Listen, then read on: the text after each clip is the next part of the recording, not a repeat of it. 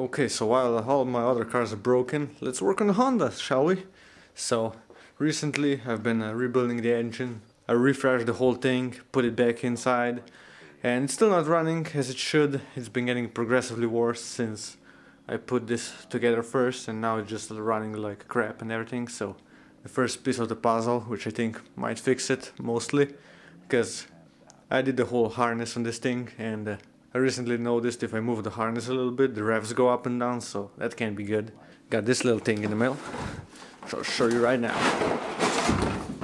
Ooh, very nice. So, as you can see, this is a complete engine loom for this car, specifically made to order. It's made for a mini-me swap to fit a dual point harness for an EF, and of course a P28 ECU conversion harness with all the bits that just plug and play into anything, and you don't have to mess with anything. So this should just pretty much plug into all my sensors. Let's get this apart. Here we have the conversion bit. This plugs into my main harness. This is like a, I think it's a starter. This is the main power brick. This goes to the ECU harness. These are like injectors. This is the other harness bit. Then we got, of course, distributor. Don't have to mess with anything. All the sensors. Here's an alternator and alternator wire. So this is made by a company called Monotech from USA. You can check them out on eBay. They do all sorts of wiring harnesses for Hondas. They did this for me, just specifically for this car, for a very good price. And as you can see, it's all brand new connectors. Everything's made awesome. Everything's nicely wrapped. Look at this. This is good shit. So would highly recommend. Shout out to them. Check them out on eBay. And if you want a Honda harness, just let them know, and they can pretty much hook you up with this in like a week. It took a week to get this made and shipped to me, and then another week to arrive halfway around the world. So I'd say that's pretty awesome. Well, now we have to tear into the car, pull out my old harness and fit this. So here's the main few bits to disconnect. This big power wire on the strut tower fuse box.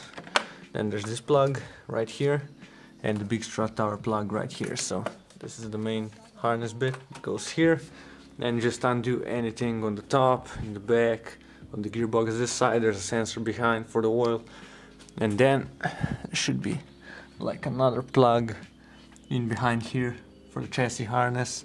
You can't really see it, but I can assure you it's right behind there. So that's pretty much it to take it off. So I'm just gonna grind on this, and then once it's out, we'll get back to you. Well, that's quite the upgrade. This is the harness that I made. All sorts of harnesses converted together, extra wires, and this old janky shit. So, ooh, this is bad. Here we have whole thing, just way nicer. So now we gotta put all this back together. This thing's gonna be nice. Look at that, how nicely cleaned up. So, okay, here we are. I think I have all the wires connected. Here's the old garbage. Don't even look at that. So look at this, very nice. Got power here. Strut tower connector, that one goes down here, goes up to the distributor. All the reverse switches, the sensors, the O2 back there. Everything goes underneath there, nicely comes up for the map, for the TPS. Here's the intake, air temp, whatever. And the other wires go back down there. We come up here to the injectors. Yeah, we drew some blood over this thing because that connector right down there, what a pain in the ass to connect that. So I think we have everything here. Got the ECU. So much better now. The adapter from the OBD0 to OBD1, and of course the extra harnesses come in there. So the ECU, everything's plugged in, so I think I'm just gonna plug in the battery and then we'll see what happens. Okay. I hear the fuel pump.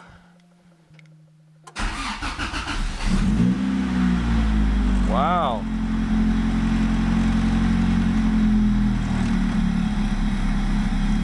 Look at that.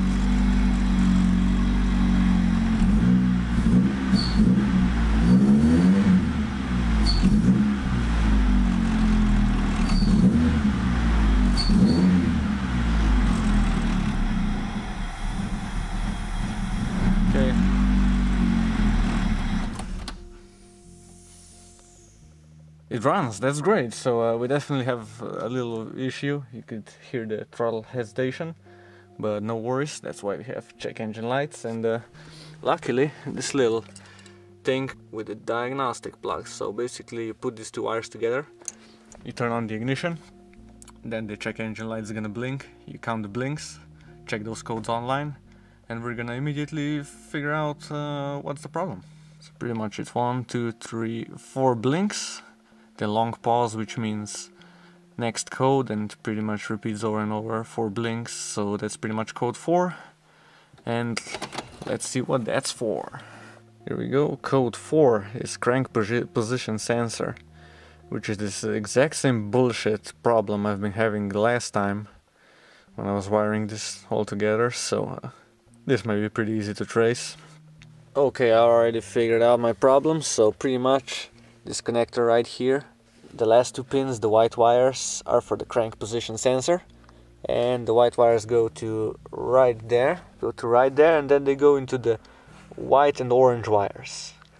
And then as you can see, they're chopped off because I've had them rigged pretty much to the distributor before, so pretty much all I have to do is find where these 2 wires go in my old loom and wire them up, and then I think we're pretty golden at this point because everything else is plugged in, everything else is mint. So I twisted together some wires to try real quick.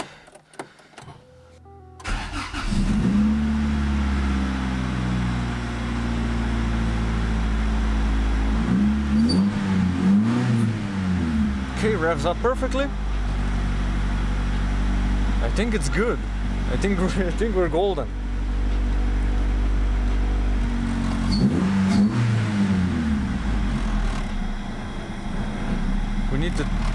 We need to set the idle, we need to set the ignition timing. But other than that, goddamn.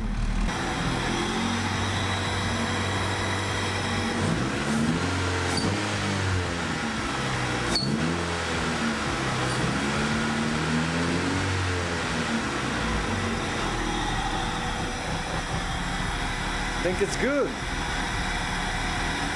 Changing the tranny fluid out because I put brand new Honda MTF in there, but apparently it doesn't like it, I guess, because the shifting was very notchy, second gear was like 50-50 chance, so I just put some 75-80 in there.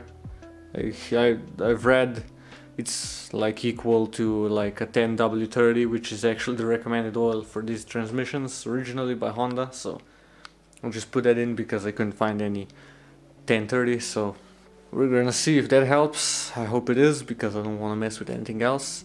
And then in a couple of days I should be getting a brand new P28 ECU. I mean brand new, nice fresh OEM P28 ECU. So I'll be replacing this ECU because I think there's something wrong with the ECU. It's overfueling very badly, and VTEC stopped working, and I know the solenoid should be good because it worked always. I replaced the seals and everything, so it should be good. The wiring is awesome, everything works. I've been driving this to work every day.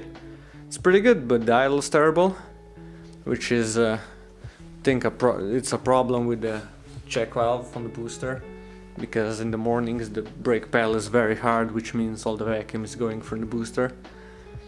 Oh, I'll be getting another one of those tomorrow, but other than that, it's running pretty good, it's driving pretty good.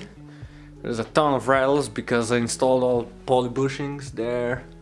Got poly down there. This one's from Innovative. There's another poly one down there somewhere. Yeah, it's pretty rough, so. Okay, I will just have to wait for that P28 to come in the mail. And hopefully, finally this thing works good, because at this point I've replaced every single thing on this engine and on this car, so this better work.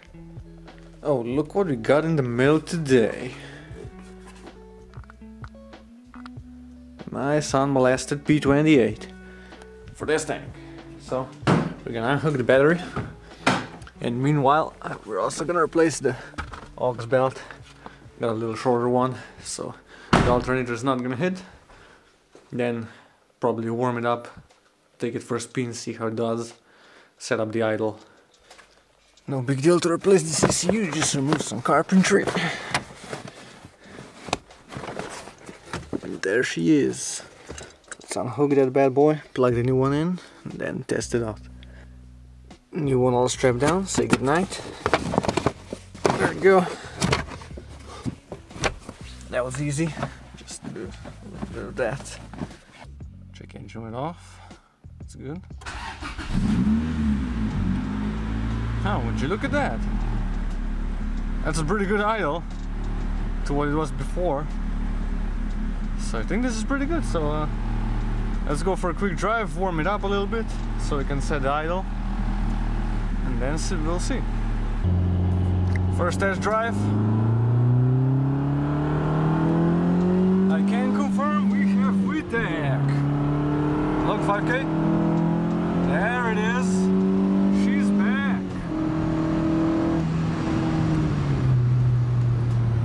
Okay, I think we fixed it. So it was the broken P28 ECU all along. Spent thousands of euros on this thing. We finally fixed it with a fresh, nice P28. So I'm just glad it's fixed. Then once it warms up real good, I'm gonna set the idle like it's supposed to be. Then I think we're golden.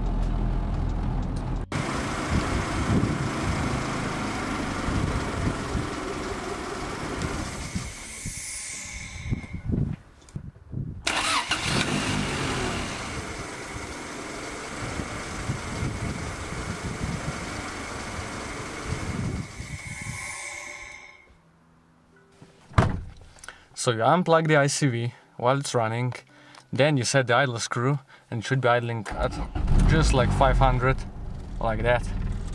See there? That's the perfect idle.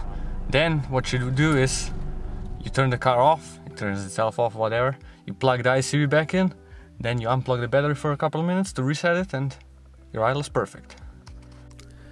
Okay, so a couple of days ago I found some awesome CRX seats on Facebook Marketplace, and I had to have them because they're 30 euros for both seats, and they're in pretty good condition, just slight wear on the side bolsters on the driver one, but other than that, for 30 bucks, pretty rare nowadays, you can't go wrong. So they don't fit right into the Civics. The Civic 16 valve seats, which are the same as these, do fit, but these are out of a CRX, so you have to make some mounts.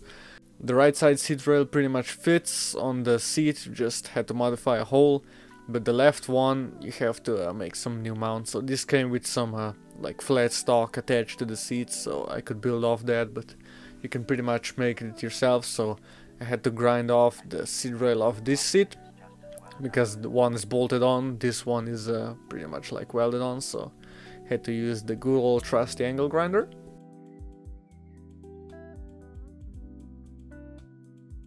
Then once I had both rails in the car mounted on, then I could measure from the bottom of the seat. So I just had to extend it a little bit and mount to the old holes where it was like attached to the seat. And I pretty much just like some extra flat stock, like 12 centimeters long and 7 centimeters wide, and one piece each front and back. Just like that, slide it in. Then just measures out some holes. I just kinda eyeballed some holes. So then I just added some primer, some nice black paint to the new attaching bits. And here is everything mounted on the seat. The bottom is just the flat stock that was on the seat earlier. Then I just bolted on the rail, bolted on these extensions that I made, bolted up the rail, and that's pretty much it. Just some black paint and it's ready to go into the car. Everything works, it moves from the back. That's it. And here it is. CRX seats in my Civic. Only got the driver's seat done, but whatever, because now I have templates for the other side, so that's gonna be pretty quick. And yeah, look at this.